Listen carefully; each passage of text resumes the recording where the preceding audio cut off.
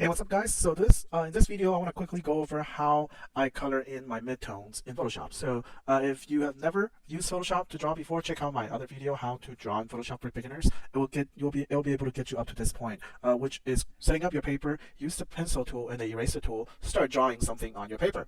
Okay, so now, if you already know how to draw in Photoshop, but just want to find out how I do my midtones, then you don't need to watch the other video. But if you're following along my tutorial, it's good if you watch that video. Well, anyways, okay. So here's how I draw my color in my midtones. So I have my line work on the layer called trace. So I can turn it off, turn it on. See, it's on this individual layer, and then I will create another layer called midtone.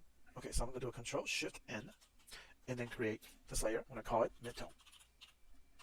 Okay, now in this new midtone layer, I'm going to first draw the silhouette with the pencil tool. So in case you don't know the difference between the brush tool and the pencil tool, when you're using a brush tool, let's say if I zoom in a little bit, when you draw, you get this very natural, realistic, kind of textured brush stroke. Now, if you switch to your pencil brush, okay, which is one tool right underneath the brush tool, now if you use your pencil tool when you draw, it'll give you a very, very hard edge. See that? It has no gradient, no aliasing, no anti-aliasing, no soft edges. Okay, so this is actually exactly what we need when we color in midtones, at least my way. Okay, so what I like to do is with the pencil tool, I'm going to choose the kind of like color, one of the midtone color, any color you want. Let's just say an orange. Okay, so I'll pick an orange. Let me do a Control Z to undo that test stroke. Okay, I'm gonna choose my orange, make sure I'm in my midtone layer. Okay, and then I'm just gonna choose a good brush size with the bracket keys on the keyboard. Left bracket, smaller brush, right bracket, bigger brush. So a little bit bigger brush. I'm just gonna start tracing around my silhouette of the character. So in case you don't know, this is a sphere or a ball wearing a speedo. Okay, so I know. I was just trying to draw something quick to demonstrate this technique. Okay, so there you go. So I have the silhouette traced out, and next I want to hit G on my keyboard to go to my brush paint bucket tool. See right here, when I hit G, it goes to my paint bucket. If it's not giving you the paint bucket, it's probably because you have gradient tool turned on. All you gotta do is hold down to that icon and then choose paint bucket tool. So now you have paint bucket tool, make sure you're in that midtone layer and just click somewhere inside the silhouette. Now before you click, I want to go over some settings. If you look on the top, you have some settings for your bucket tool. Make sure your anti-alias is checked off. If it's not, it's going to give you a soft edge when you feel it. Make sure all layers is checked off. If it's not, it will try to sample all the layers, which is not what you need. Contiguous, you do need to check it on, turn it on. If you don't turn it on, it's going to color, let's say you click right here, it's going to color here and here, both areas. You don't need it. You just need to color inside the selected area. That's why you need contiguous turned on. I'm going to click, then it's going to color in that silhouette. After I color in that silhouette, I want to see my line work again. So I can color the other midtone colors. Okay, so I'm going to change the blending mode of my trace layer, which is my I'm going to change the blending mode of my midtone layer, which is normal right now. So if I move down to the bottom left, see I have the midtone layer selected. Right now the blend mode is normal. Now there are many different types of blending modes. I'm just going to introduce to you the multiply mode. So when you're in multiply mode, means whatever color that is on this current layer will multiply on top of whatever that's beneath it. In other words, when you have multiplier turned on, you can see everything underneath it. Okay. All right, so now I can see my lines. Let's say I want to give it like a blue speedo. Okay, so if I go to my brush tool, pencil tool, I'm sorry, goes my pencil tool again.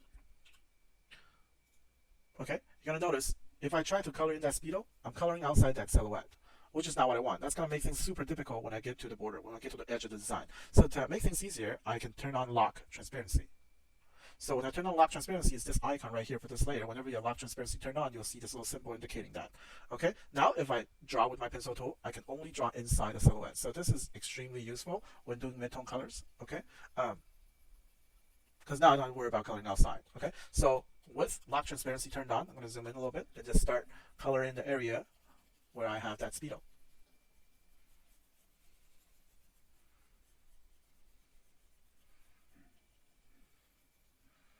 Okay. Alright, so now I have completed my midtone layer. It pretty much has all the colors I need to start going to shadow, highlight, or rim light. Okay, so a couple things you can do now is, let's just say you're not happy with your midtone colors. You want to change that orange to a yellow. What you can do is you can use your magic wand tool, which is right here. You can hit W on your keyboard, it'll bring you to the magic wand tool. If you don't have the magic wand tool, it's probably because you have object selection tool or quick selection tool instead. Just hold down on this icon here and choose the magic wand tool. Once you have the magic wand tool, a couple things settings you need to make sure. Number one, tolerance is at 0. Why? Because if it's not at 0, let's say it's at 40 or 50, see this orange here? If somehow you have another shade of orange in the scene and you have tolerance at 50 or 60, it might select the other orange as well. You don't want that. You just want this absolute exact color.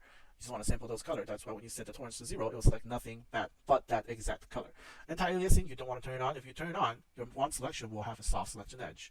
Okay, so sample all layers, you don't need that because it's going to try to sample all the colors. Now, contiguous, you're going to be turning it on and off very often for this step. Okay, sampling, selecting the colors with the magic wand and changing the colors. Because when you have contiguous turned off, it will select all the same color, even though the colors are not connected, areas are not connected. See, there's three areas not connected, but I only have to select one of them to select all of them. Let's say if I hit Control D to deselect and then turn on contiguous, if it's turned on, now when I select the color, it's only going to select that one area, even though I have other two areas with the same colors.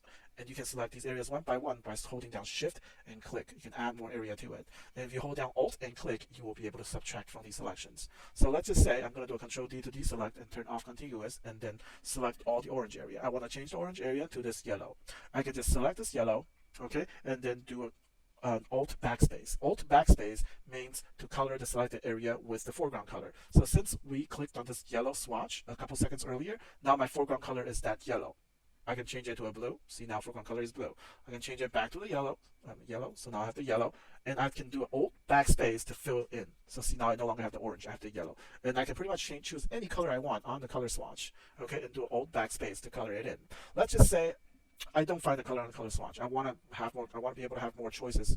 Okay, you can do a Control U to adjust the hue and saturation. So Control U brings up the hue saturation adjustment setting for the selection. Okay, and you can change the hue, saturation, and lightness to pretty much whatever color you want. So play with these three options: the lightness, saturation, and the hue, and you will be able to find any color on the spectrum. Okay.